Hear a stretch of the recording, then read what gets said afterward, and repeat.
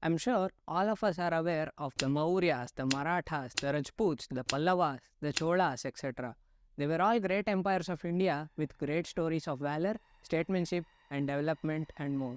All these kingdoms are praised and honored for their greatness, but many of us might have missed a hidden gem of our history. I'm talking about the kingdom which defeated invincible Mughals 17 times and did not let them claim their land. I'm talking about the great Ahom Dynasty of Assam.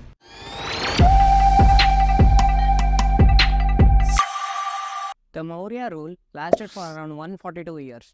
The Mughal dynasty existed for around 331 years. The Gupta ruled around for 290 years. But the small yet mighty Ahom dynasty of Assam ruled northeastern parts of India for 598 years from 1228 to 1826 AD and holds the record for being the longest ruling dynasty of Indian history. Origin: Ahom dynasty of Assam was founded by Thai Prince Shaolung Sukapa, who entered the Brahmaputra Valley in 2028. The prince came from South China's Yunnan province from a town called Mangmaulan with his 9,000 companions. The name Ahom is derived from a Thai word Aham, which means unconquered or invincible. It reflects the Ahom's reputation for successfully resisting repeated invasions by various external powers.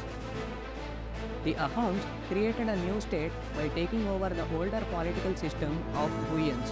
They annexed the kingdoms of the Chhattisgarh, the Kochajo, the Sutias, the Miris, and subjugated many other tribes. Ahoms had expanded their influence and built a large state by the 16th century. Governance system. The Ahoms had a unique system of governance known as the Swargadyo system. It was similar to the system of Tai Namcho of southwest China, where the king was considered a divine and held the title of Champoha or Swargadyo. The king was all in all matters of major importance of the state. It was a form of hereditary monarchy with a council of ministers and a great council of chief nobles and officers of the state. Their society was divided into two clans. It was organized in various administrative units known as Borbura, Borfukan, and Fukan, each responsible for specific tasks. Ahom queens, called Kunwaris, played important roles in the matter of state. They were officially designated in a gradation of positions called Bor Kunwari, Chief Queen, Parvaita Kunwari, Raidangya Kunwari, Tamuli Kunwari, etc., who were generally daughters of Ahom noblemen and high officials. One way in which the importance of the queens can be seen is that many of them are named in the coins. Typically, the king's name would be on the obverse of the coin and the queen's on the reverse. Powerful Council of Ministers. The Ahom dynasty of Assam was not run in an autocratic fashion, with the king being the one-man authority. It was an inclusive government king with 5 ministers and not autocracy. Ministers had the power to keep a check and ensure that king delivers his duties. They also had power to remove the king if he was not doing his job. The king could be appointed only with the concurrence of the Patra Mantris, Council of Ministers. During 3 periods in 14th century, the kingdom had no kings when acceptable candidates were not found. The ministers could remove unacceptable kings, and it used to involve executing the erstwhile king. Culture of tolerance and respect towards others. The Ahoms assimilated with the existing culture of the local people in many aspects, and this is also a key reason of their prosperity. They accepted the culture, religion, and language of the conquered people. The Thai language, the Ahom religion, rituals, dress, food habits, and socio-culture institutions become a mix of original and acquired. The Hindu religion, culture, lifestyle, and Assamese language gradually replaced the original Thai culture. Initially, the inscriptions of Ahom were in Thai Ahom language. Later, they appear in Assamese or Sanskrit. Ahoms didn't try to ruin the existing culture, didn't try to convert the locals to their practices. They in fact added their bits to the Indian culture and made it more richer by respecting it and being a part of it. The kings embraced Hinduism, or rather Shaivism and Shakti cult, and built a lot of temples in Upper Assam. Ahoms displayed great respect towards all religion, and lot of families used to follow dual religious practices. Ahoms encouraged intercultural marriages and selective adaptation of cultural traits. Decentralization. As we know, Ahom society was divided into clans, and with the expansion of kingdom, the clans moved and took charge of the designated territory. They were responsible for one part of the Ahom kingdom and had both judicial and executive powers to rule the region. Later, owing to the dispersal of clans across the region, local lineage started replacing the clans. The local lineage was recognized by the king and they enjoyed similar powers. Ahoms versus Mughals. While the Mughals were an invincible force everywhere, they never succeeded in getting a foothold in the northeast India. The northeast was an attractive proposition for Mughals, rich Brahmaputra river flowing through many countries and hence a great trade opportunity. And by controlling this region, one could control the trade route. The region was fertile and meant great agricultural bounty. The story of Ahom Dynasty of Assam versus Mughals is incomplete without the story of Lachit Borphukan. He was one of the 5 Patra Mantris in the Ahom kingdom. He was the ruler of Lower Assam during that period. From 1615 to 1682, the Mughals attacked northeast 17 times. In 1667, the Ahoms lost Guwahati, that time known as Pragjotishpur, to Mughals and had to pay a war indemnity of 3 lakh rupees and 90 elephants. 2 Ahom princesses were taken as hostages by the Mughal army. After this defeat, King Chandradhwaj Singha selected Lachit Borphukan to lead the forces and get Guwahati back from Mughal captivity. Lachit raised an army and seized Guwahati from the Mughals. He was sure that Mughals will be back soon and hence immediately started preparing for the next battle. He was right. Mughals came knocking at their doors with much higher and powerful army. The Battle of Saraighat.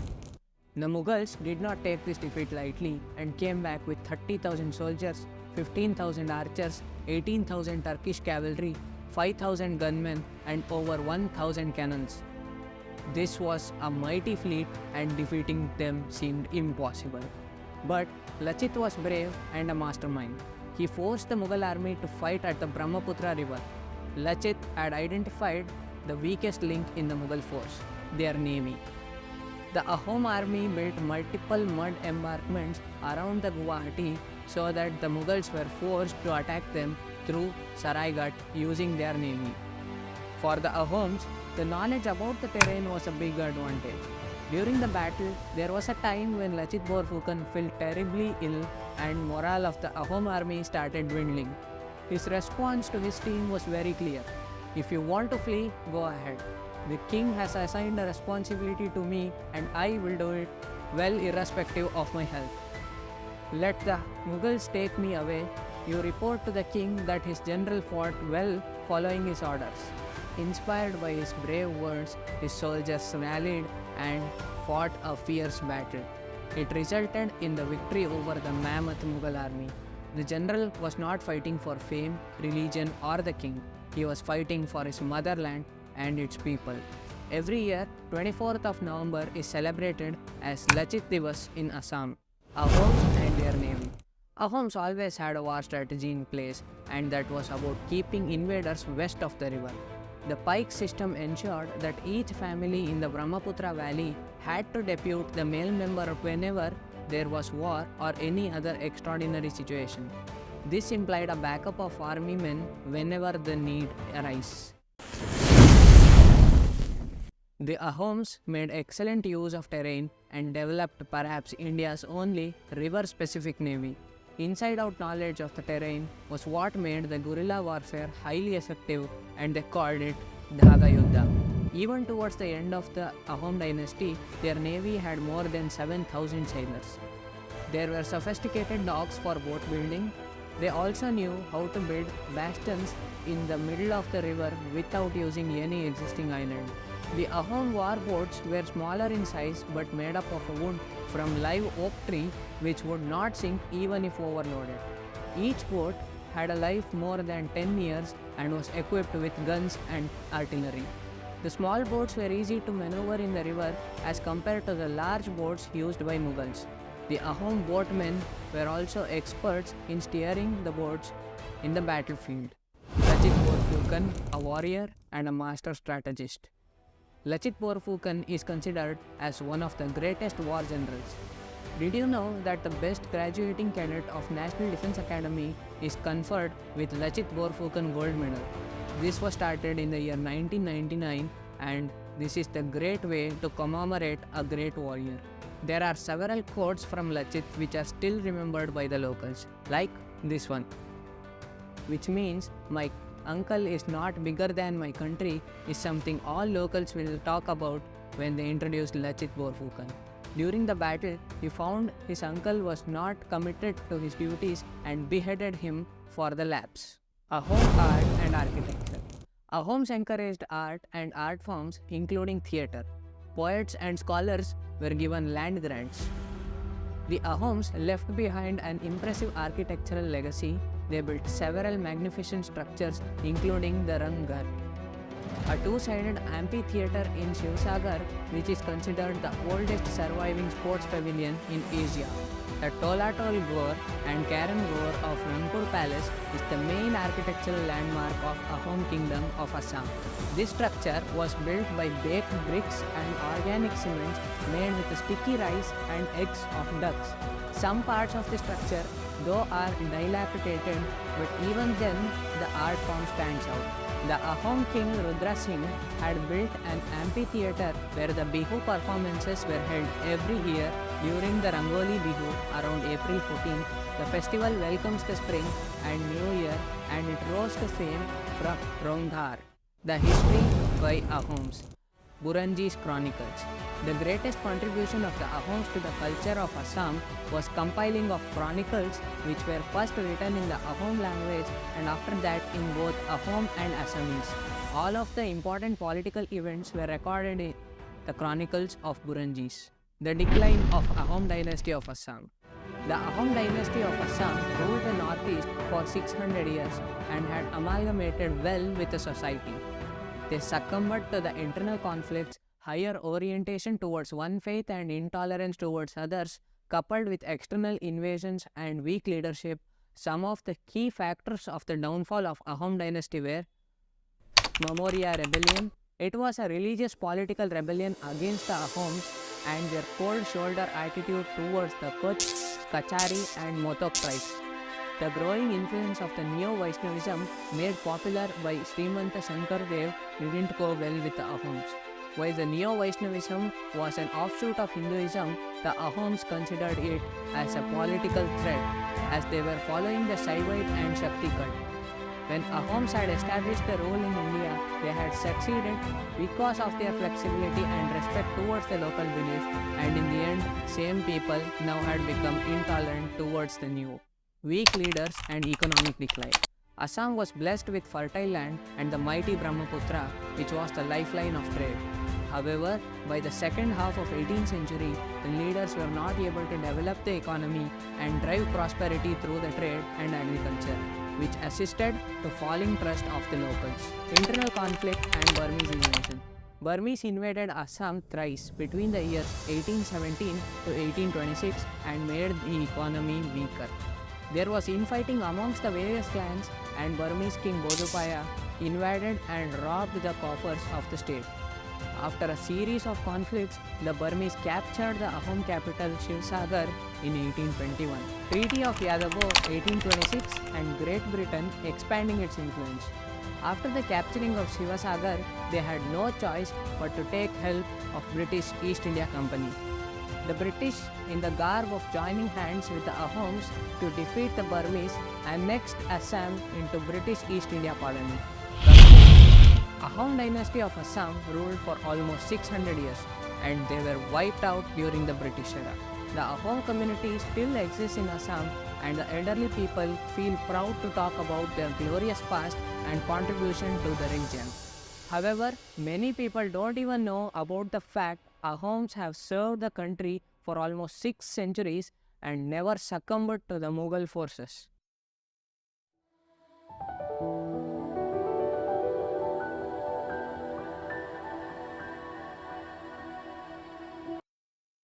This was all about the great Ahom dynasty of Assam. There are many other small local kingdoms and kings which most Indians still don't know of. We should at least make an effort to know about our past to pay respects for greatest figures of history.